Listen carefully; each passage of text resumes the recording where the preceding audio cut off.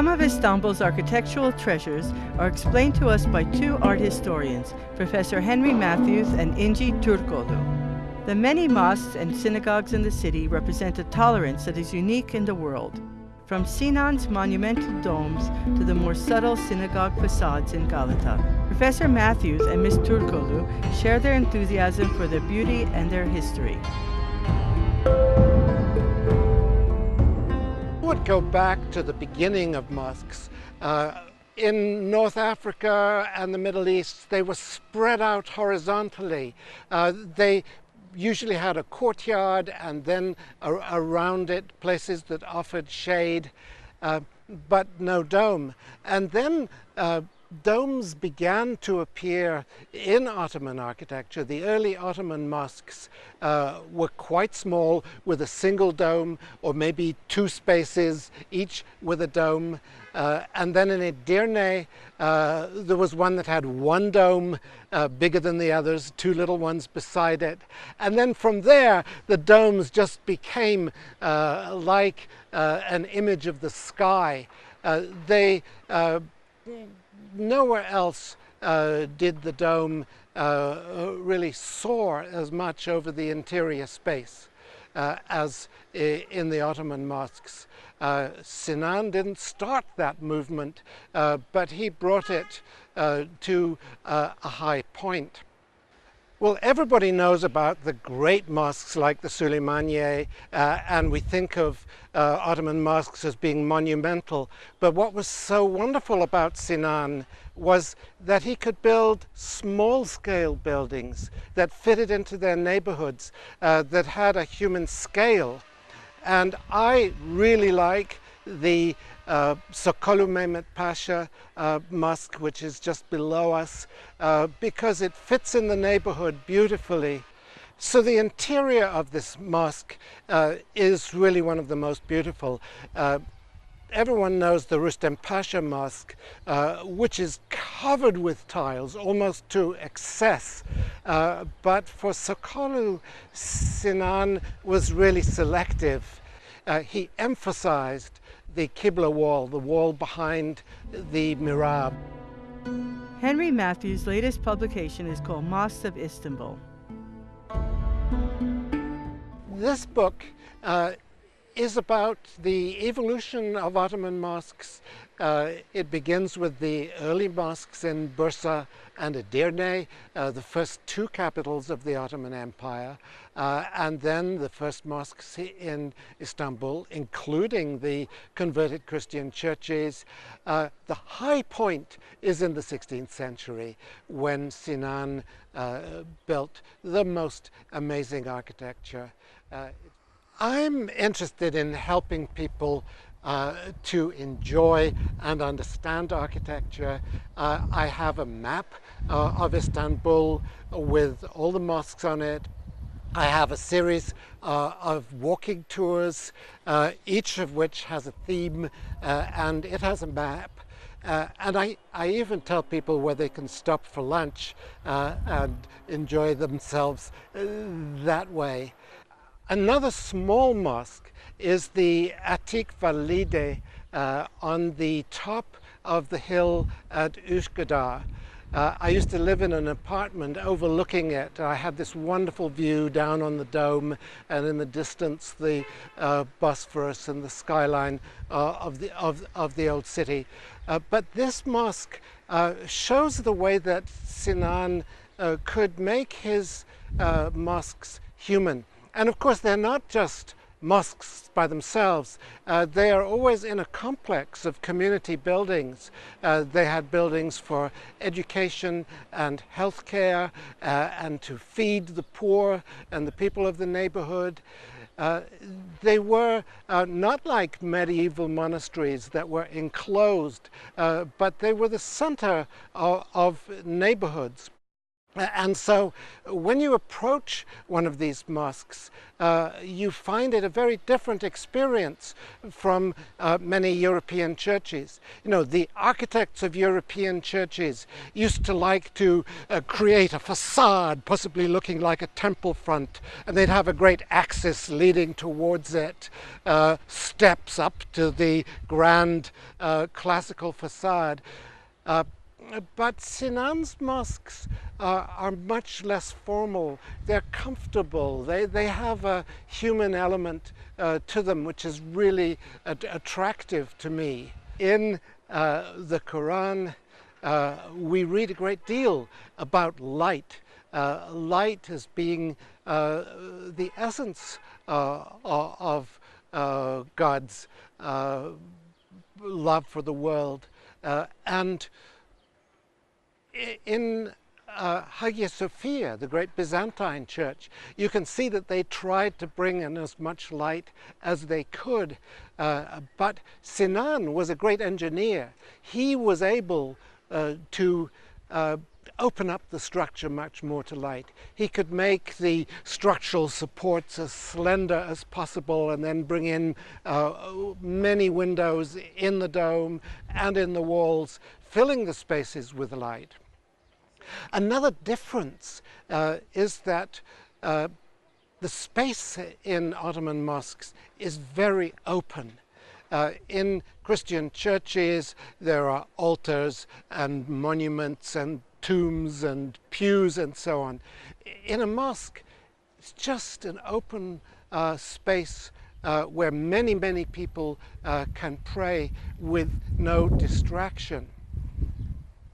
Something that I enjoy very much, which is different from Christian churches, is that the windows are low on to the floor. So often in the great Italian churches, the lower walls are covered with altars and paintings, wonderful paintings, of course, great art in churches in Florence and so on. But the windows are high up.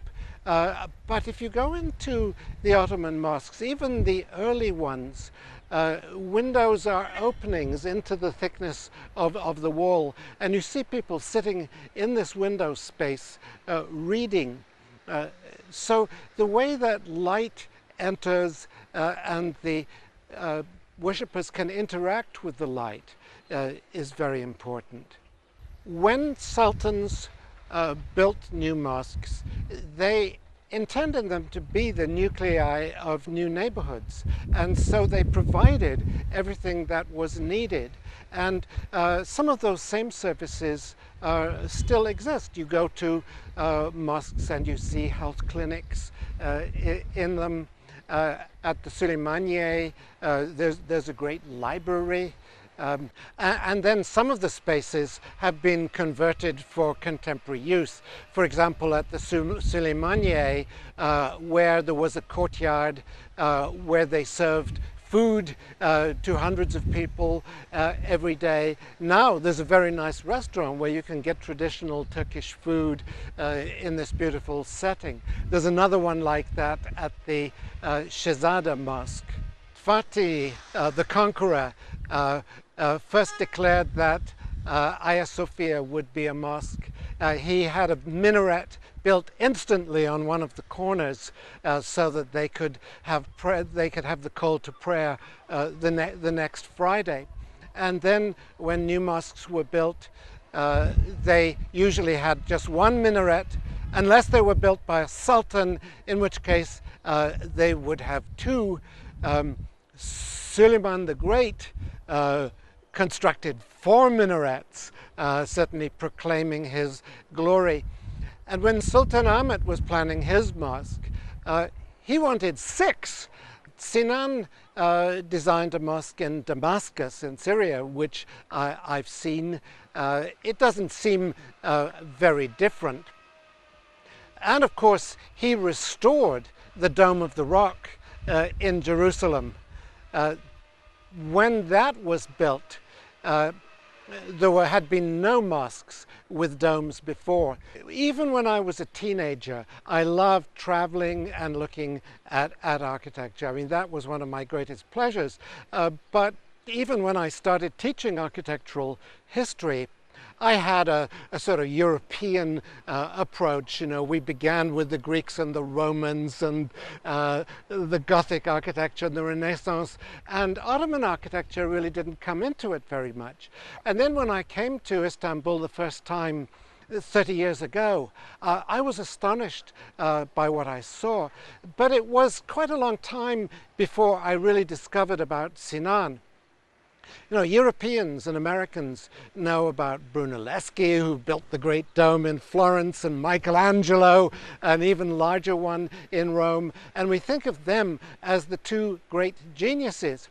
But both of them died before their churches were completed, and they never had a chance to apply what they had learnt to something else. Whereas Sinan, he was probably responsible for 100 mosques, and if we take 10 or 12 or 15 of the most interesting, we will see him sort of exploring ideas. You know, you can have 4 supports, or you can have 6 supports, or 8, and then you can vary other things, bring light in different ways, create different interior treatments with tiles or something simpler. So there is a great variety. You know, if you look at 12 of Sinan's mosques, you won't see the same thing again and again. He's not. Something that is interesting about Sinan is that since he was the Sultan's chief architect for 50 years. He was chief architect for 3 sultans.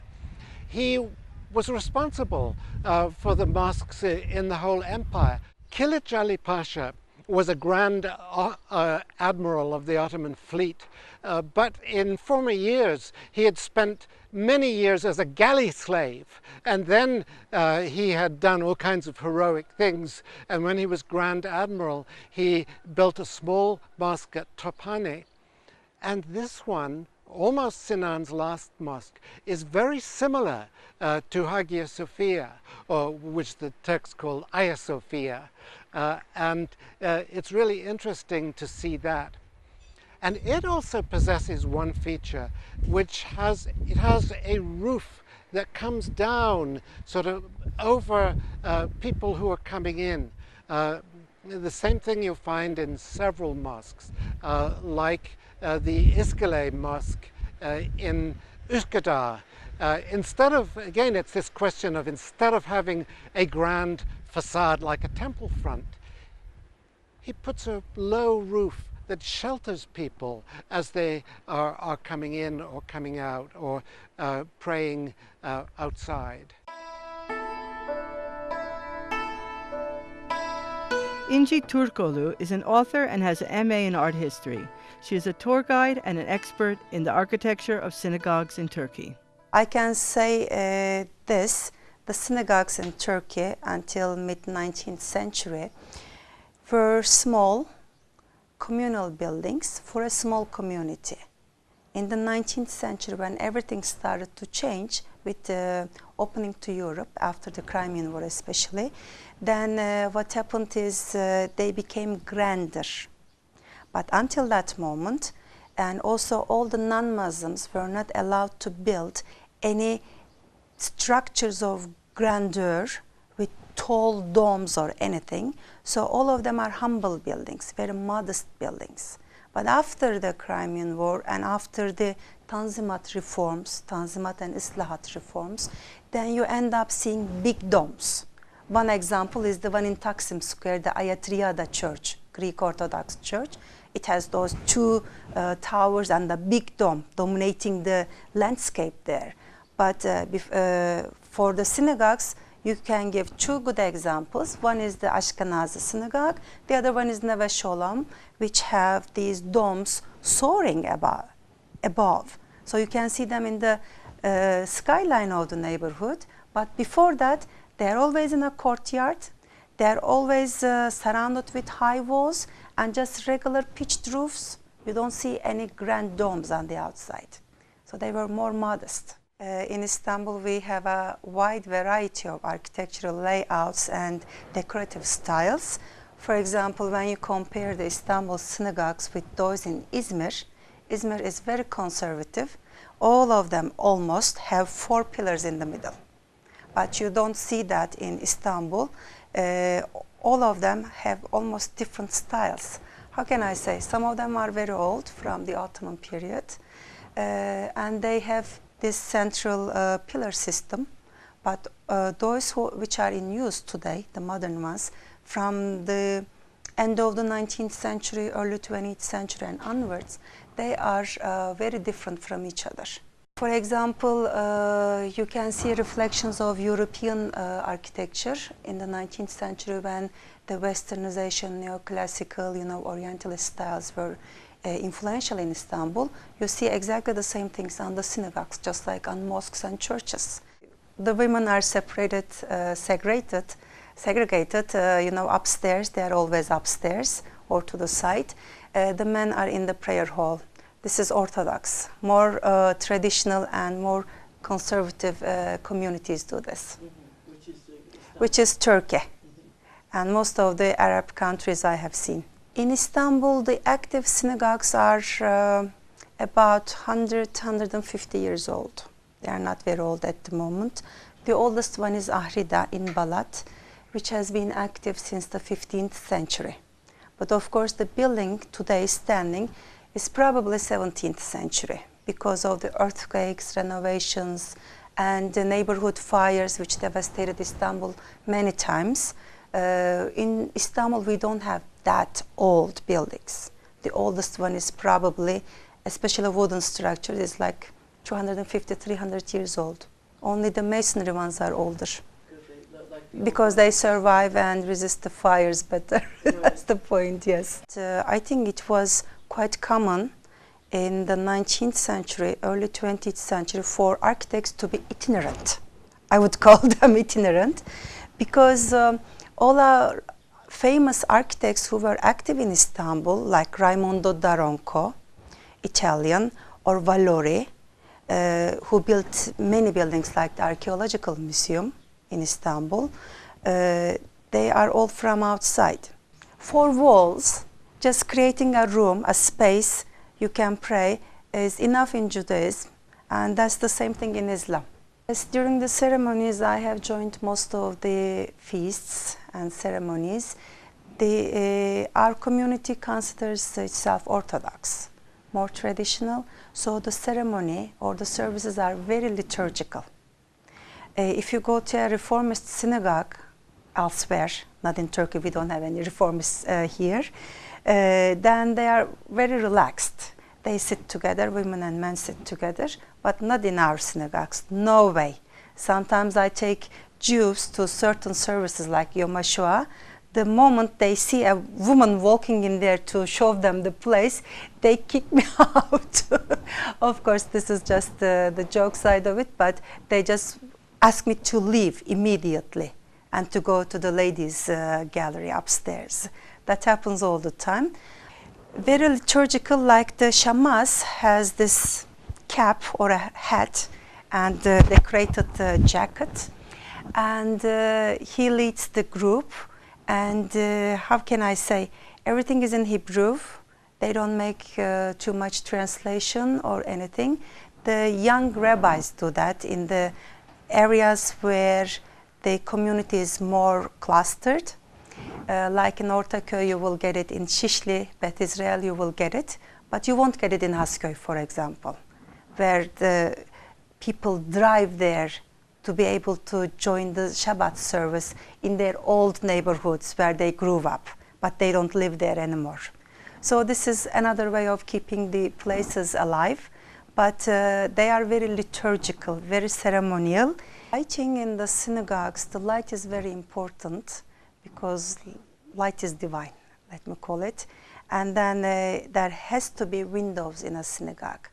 You cannot pray at a place where there is no windows. And this, its origins, is in the Torah and the Bible.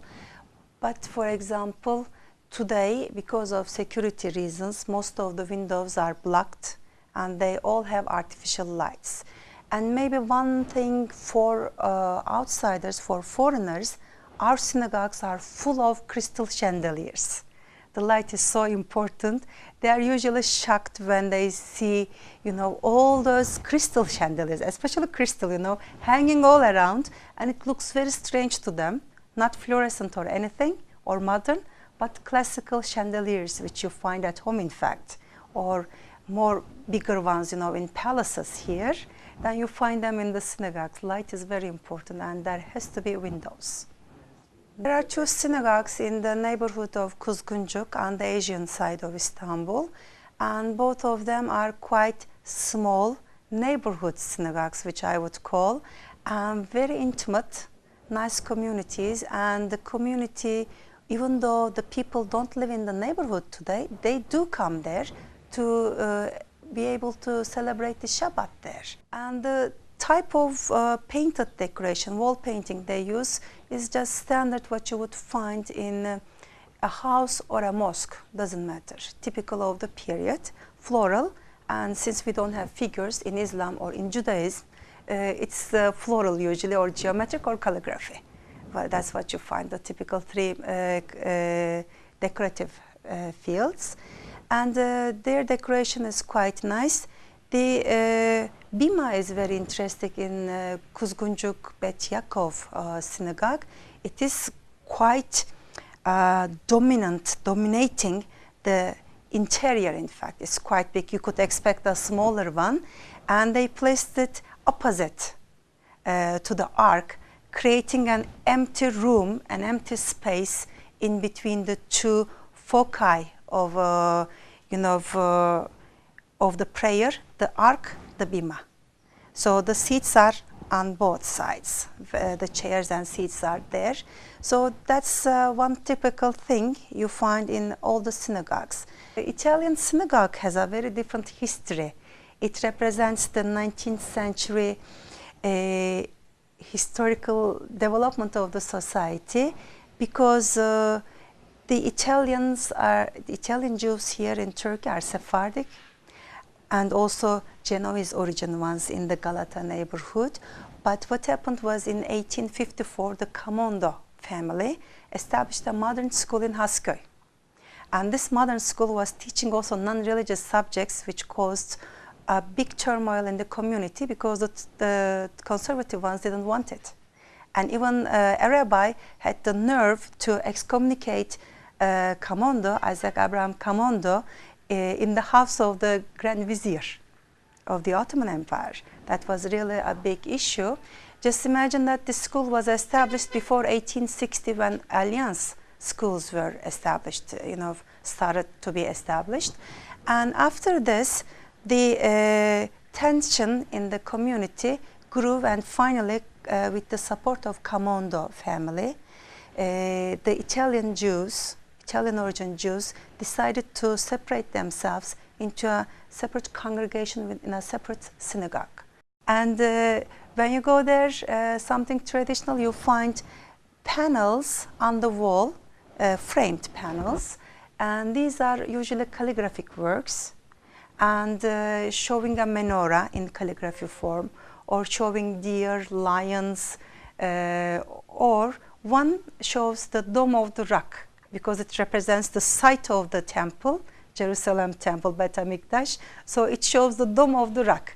It's so traditional, and everything is so mixed here, because you live in the same community together. You get mixed and you get influence from each other in both ways.